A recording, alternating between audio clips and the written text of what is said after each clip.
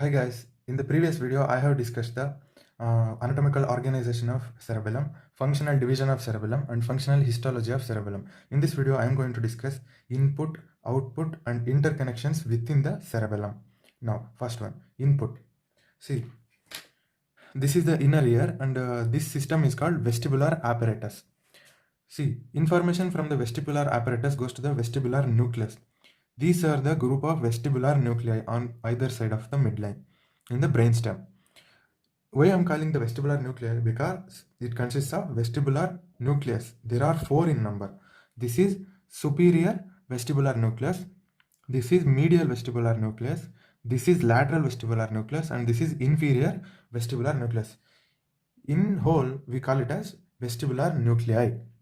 Now, the information from the vestibular apparatus and vestibular nuclei goes to the cerebellum. See, what is the input? The starting point is vestibular apparatus and vestibular nuclei, and the ending point is cerebellum. Then the name is vestibulocerebellar tract. This is one input, and the function of this tract is responsible for the equilibrium, maintaining equilibrium. Andre means it provides inputs about the balance of the body. Now, second input. See, this is the cross section of spinal cord. So, the information from spinal cord to the cerebellum is carried by this type of fibers. So, starting point is spinal cord, ending point is cerebellum. Then the tract name is spinocerebellar tract. And this gives the proprioceptive inputs from all over the body. Okay. Now, spinocerebellar tract consists of 2 types.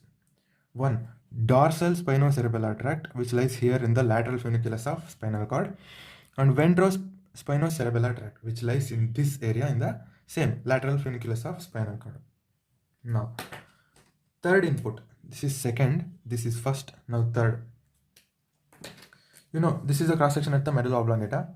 Now, we can find the fasciculus cuneatus and fasciculus gracilis on the dorsal aspect of the brainstem. Now, what present inside this tubercles? Nucleus. This is on the medial aspect what is present on the medial aspect? Nucleus gracilis. On the lateral aspect, nucleus cuneatus. This is nucleus gracilis. This is nucleus cuneatus. The information from the lateral cuneate nucleus, this is cuneate nucleus present on the lateral side, goes to the cerebellum. Okay, this is the third input. Now, what is the name of the tract? Starting point is lateral cuneate nucleus, ending is cerebellum. Cuneo-cerebellar tract. Okay, I will draw this one. Third one, cuneo-cerebellar tract. What it carries? It carries proprioceptive impulses from the head and neck region. This is from all over the body. Proprioceptive inputs or impulse from head and neck region.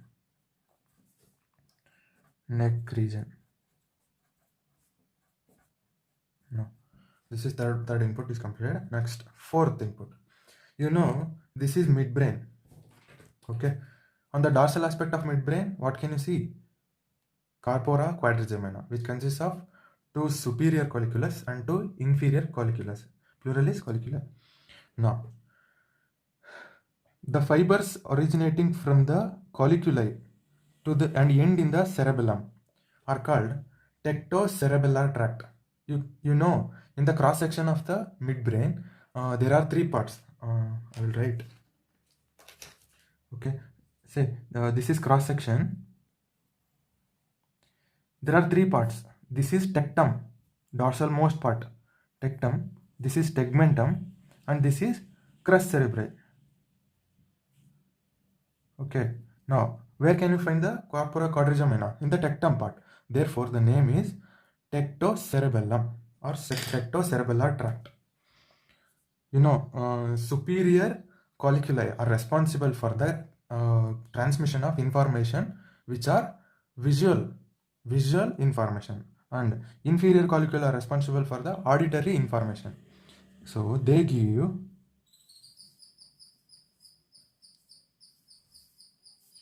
this is what tectocerebellar tract. This is fourth point. Now this is from this information is visual information. From inferior colliculi the auditory information is carried. Auditory info. To remember, just now compared to eyes, your eyes are above the ears. Visual is first in the upper part, auditory is in the lower part. Now fifth input.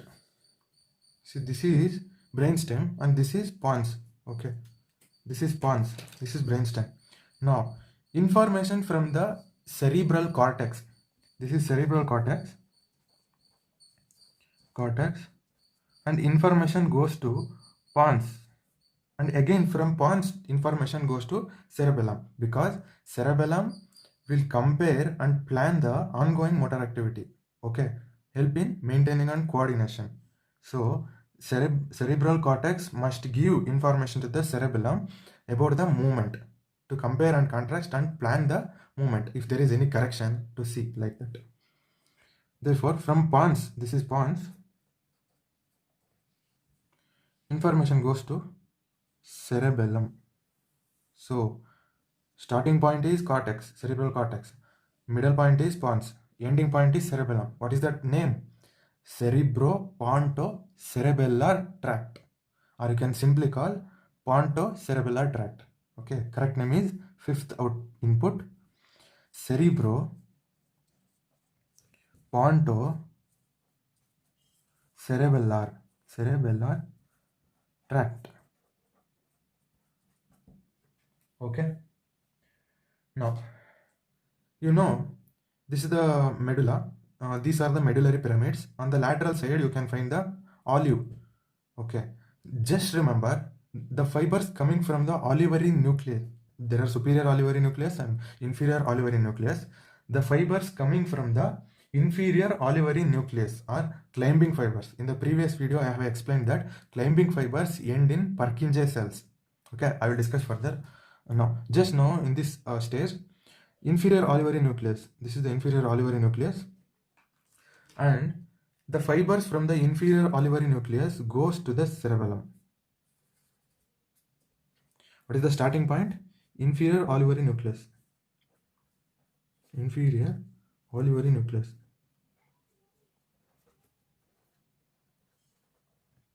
Ending point is cerebellum. What is the name? Sixth input, olivocerebellar. Simple, olivocerebellar tract. Of course this will also carry the proprioceptive impulses from the whole body. Proprioceptive, almost all are proprioceptive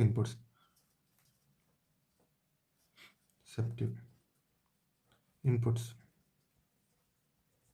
Okay, just remember this diagram and write it in words. Simple, so it is easy to remember this diagram. Okay, now I will discuss output of the cerebellum. What are the fibers that come out of the cerebellum? See here. Now I will first discuss the output in the part wise. Okay, first I will discuss the vermis part, next paravermal zone, next hemispheric zone, and these are all included under what portion of cerebellum? Cortex. Cerebellar cortex. See, one common map. Remember, the information from cerebellar cortex goes to the deep cerebellar nuclei. Then from deep cerebellar nuclei, information goes to the brainstem nuclei. Of course, then what happens? The similar thing. And the fibers arise from the deep cerebellar nucleus, pass to the spinal cord. Simple. This is the common map. Now, first I will discuss the vermis portion of the cerebellar cortex.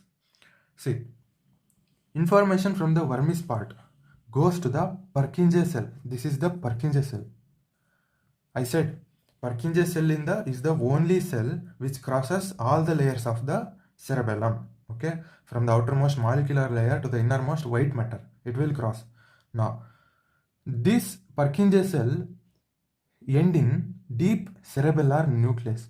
Particularly, the information from the vermis portion of the cerebellar cortex goes to the vestigial nucleus. This is vestigial nucleus.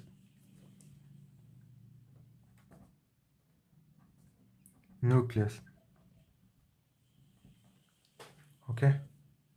Now, what will vestigial nucleus do? It will again end on these three these three are brainstem nuclei, and particularly the information from vestigial nucleus goes to the this is reticular nucleus. This is one of the brainstem nuclei.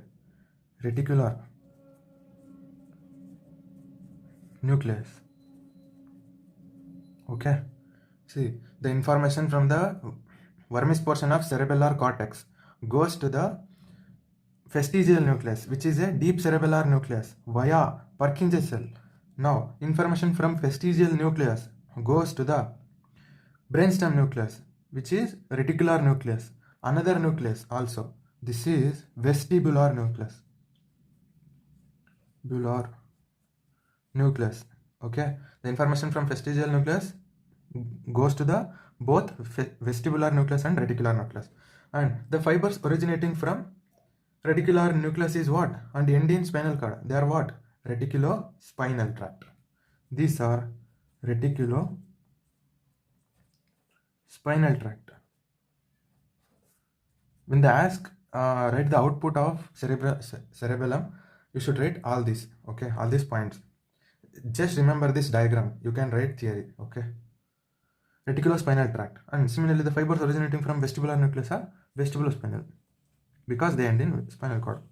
Vestibulospinal tract. Now, vermis portion is completed. Now, paravermal region. See, there are two possibilities from the paravermal zone. The information can directly go to the brainstem nucleus without any relay in the deep cerebellar nuclei. See here, this is one possibility. This is of course Purkinje cell, and information from Purkinje cell goes to vestibular nucleus, one of the brainstem nuclei. Again, the tract originates from the vestibular nucleus and end in spinal cord. Vestibulospinal tract. This is one possibility. Another possibility, as you know, in the paravermal, deep to the paravermal cerebellar cortex lies two nuclei. Which are those?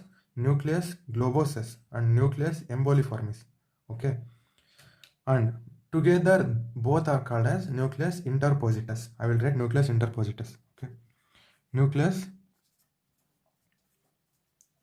interpositus.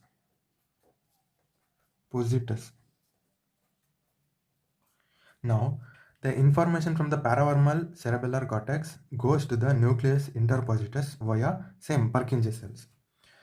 Again, from nucleus interpositus, the information goes to the red nucleus. Okay, this is red nucleus.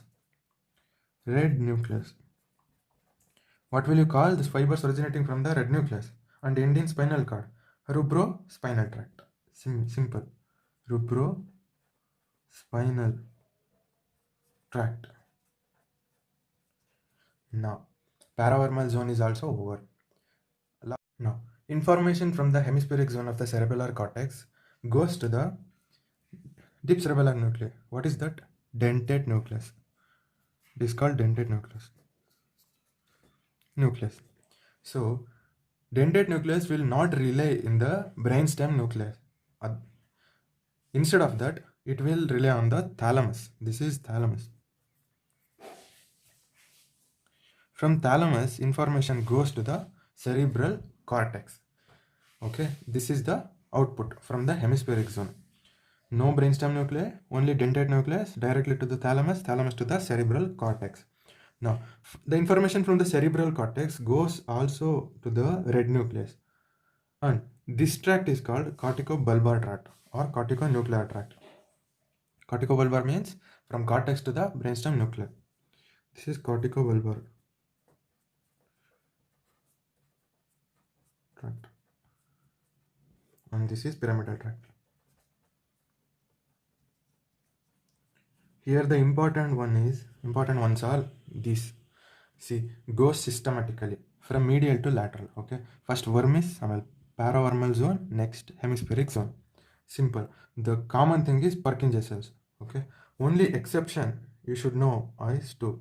One, there is one possibility in the paravermal zone that the information goes directly to the brainstem nucleus, and another exception is the information from the hemispheric zone goes directly to the thalamus instead of relying in the brainstem nucleus. Okay, see, simple. Remember this diagram. Interconnections within the cerebellum. See, the important role in this interconnections is played by Purkinje cell. Okay, now interconnections means you should study what will inhibit what and interconnections within the cells of the cerebellum. I have discussed in the previous video, there are cells like stellate cells, Golgi cells, granule cells, and basket cells, Purkinje cell, and many other. Okay, now interconnections within them we should study now. This is the Purkinje cell. Purkinje cell.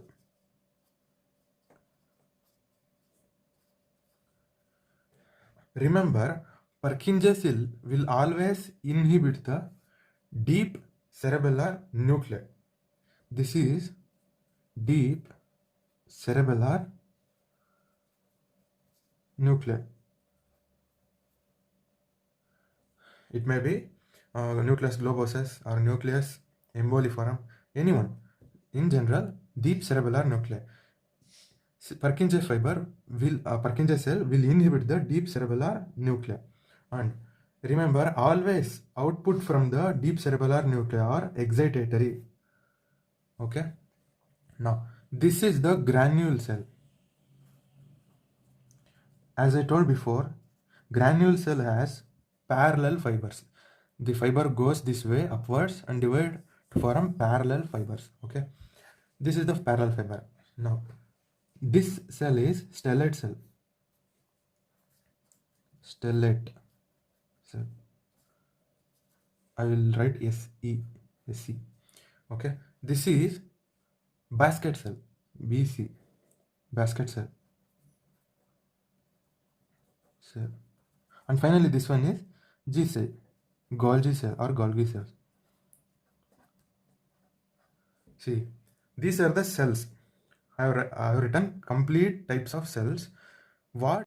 Remember, granule cell will excite every cell. It will not inhibit any cell. Okay. See here, granule cell will excite Golgi cell, and granule cell will excite basket cell.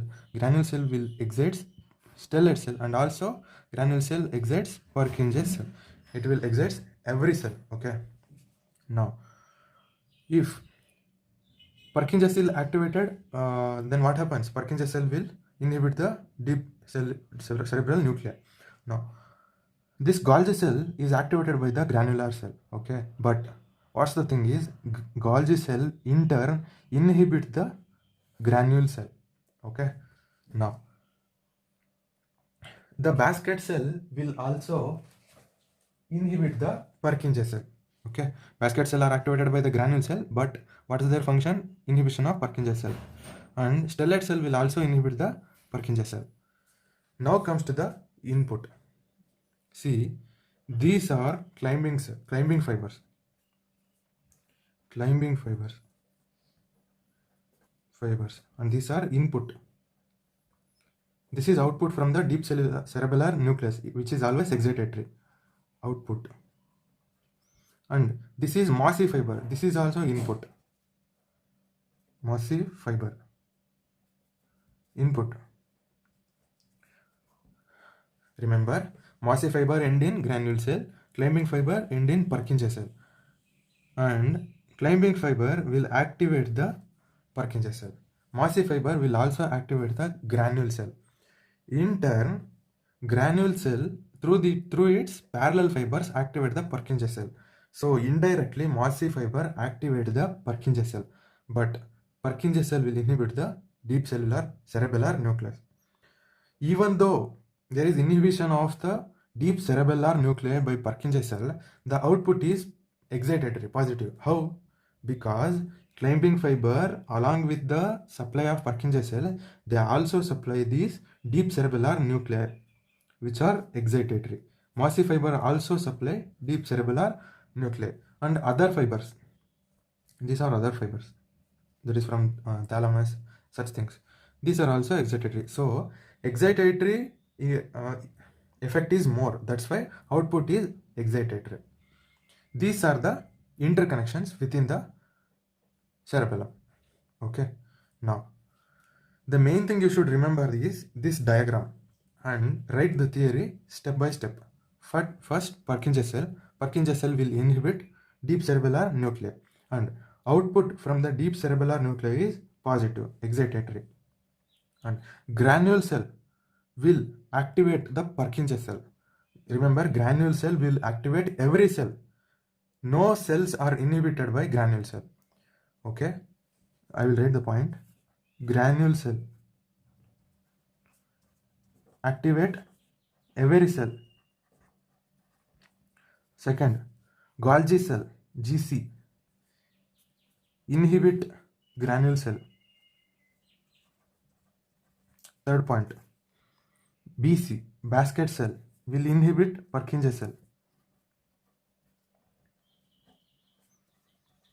Fourth one, stellate cell will also inhibit Purkinje cell. Finally, Purkinje cell will inhibit deep cerebellar nuclei. And of course, input is always excitatory from clamping fibers and mossy fiber. Remember this. This is the interconnection within the cerebellum.